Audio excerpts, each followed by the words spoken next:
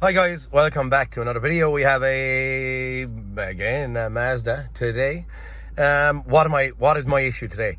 This is a Mazda CX-5 2016, I believe it is. I have a head gasket done on this thing. Super round.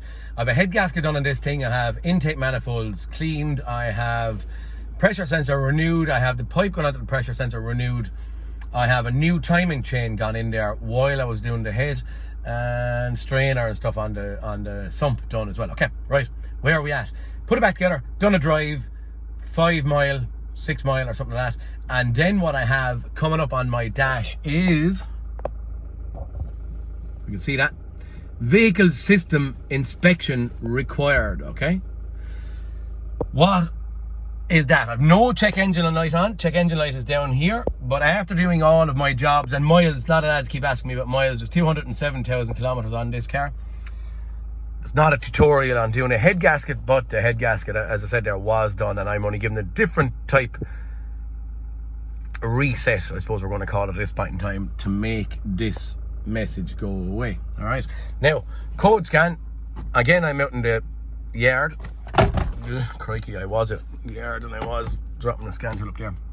I was trying to avoid glare.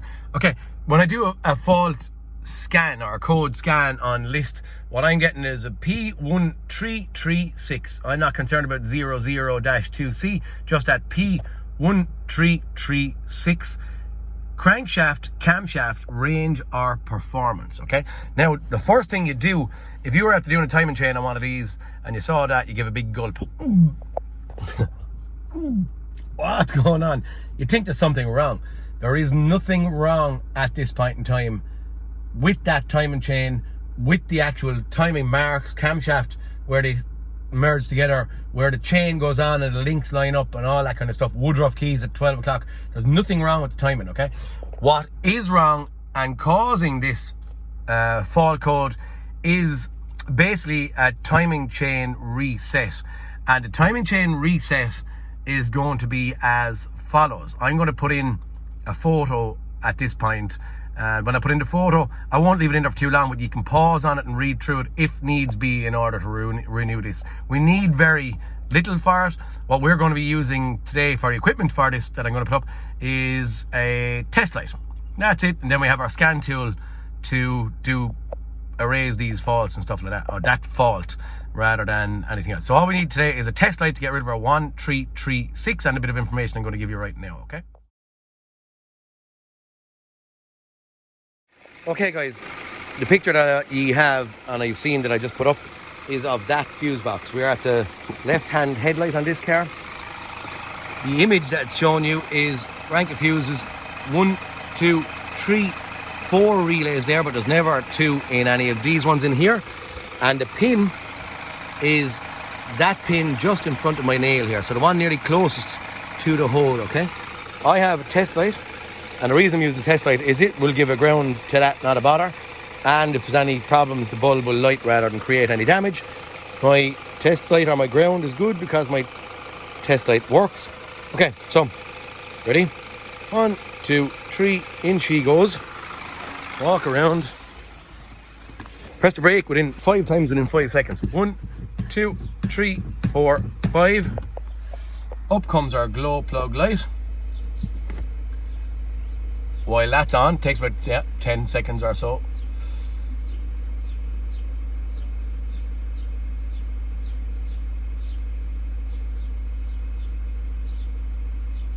Now, glow plug light has gone out.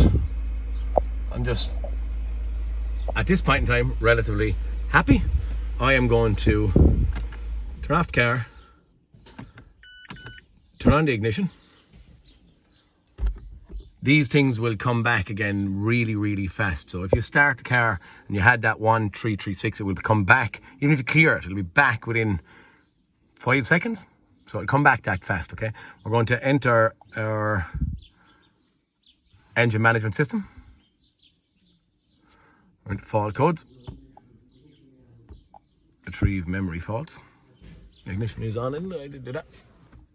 Okay.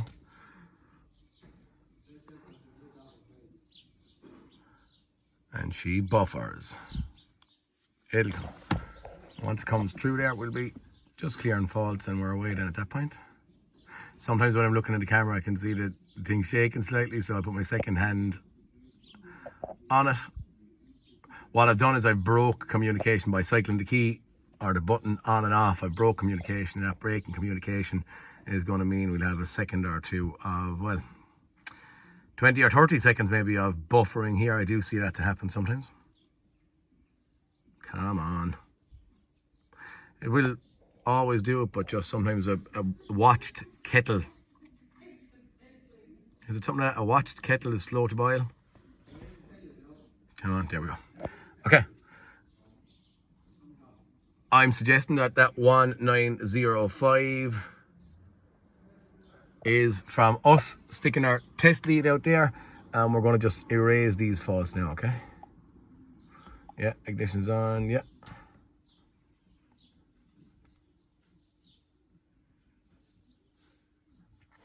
She's on a go slow today, isn't she? It's normally as fast as lightning. I don't know whether I have any issue, but I did have a pin bent in my DL16 yesterday. I was going to record this yesterday evening and I couldn't get communication with it, and it was slow, and I don't know if bending that pin or whatever. Right, I've never seen that, but we'll start her, we'll run her.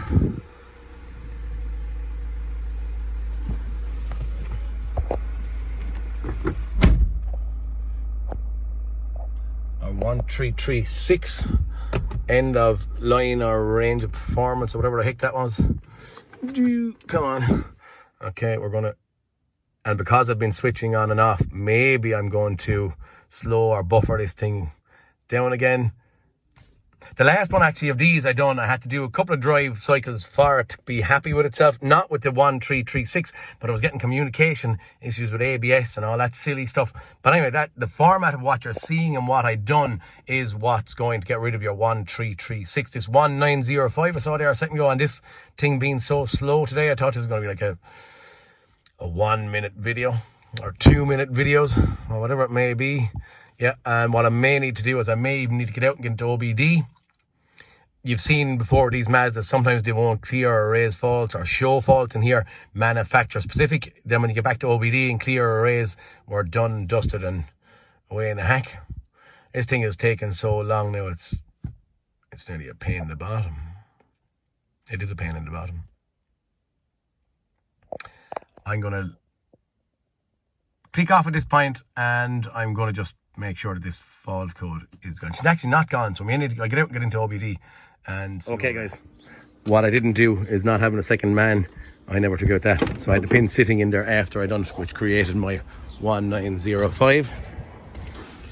Now when we cycle the key off and on, there's the schoolboy error because of being on my own and recording. I think I was watching Jimmy Riley there recently, and Jimmy Riley was at something. I have great respect for Jimmy. I think he's a good lad, and we can all, do you want to go in there and just have a look again? He was doing something about you saw that actually, sorry. He was doing something with a fuel vaporizer on a DPF, and he was going chasing after, I wonder what, and then all of a sudden it was a little pump that was pumping the diesel to it, and he said when he's at so many cars, we're all in the same boat. None of us are infallible. I, school by error, after doing that, should have jumped out, should have disconnected my yoke, and then I should have probably erased faults in here. But we're going to start this thing, and we'll show that we have no message on the dash.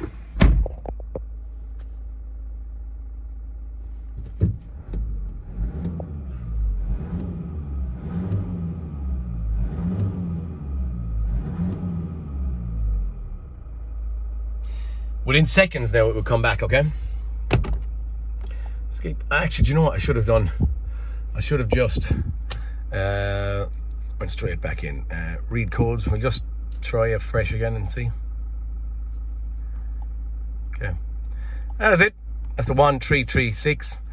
And if you leave in that ground strap or test light, it can be done with just a wire now. It's just me using it test light to be cautious. That'll create a P1305. Anyway, for today, 1336 camshaft, crankshaft, range or performance, ECU, kind of a reset type thing. I don't even know what it's called, but that will get rid of that fault on you, lads. If you've a new timing chain going on, okay? Guys, if any of my hints and tips are any good to you, please like, subscribe, and I'll talk to you all in the next cartoon. Peter Kennedy, Kennedy's Garage, signing out. See you, boys.